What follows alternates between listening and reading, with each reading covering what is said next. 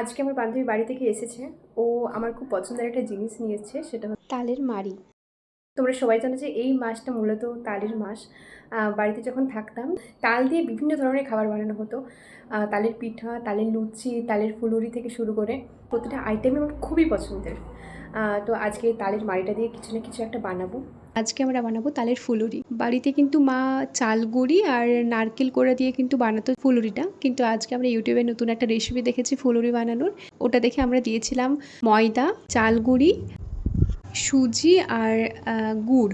তো এগুলো অ্যাড করেছিলাম, দিয়ে ব্যাটারটা ভালো করে তৈরি করে নিয়েছিলাম আর তারপর তেলে ভালোভাবে ছেঁকে নিয়েছিলাম। আমাদের গরম গরম তালের ফুলুরি রেডি। এবার শুধু খাওয়ার পালা। কেমন লাগছে?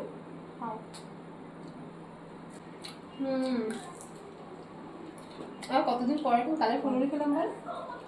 ওয়াও, জাস্ট অসাধারণ হয়েছে। জাস্ট অসাধারণ হয়েছে। ওয়াও, কি ভালোই না লাগছে। তোমাদেরকে আর লোভ দেখাবো না, কেন কি তোমাদের সাথে আমি এটা শেয়ার করতে পারবো না। Take care, bye by.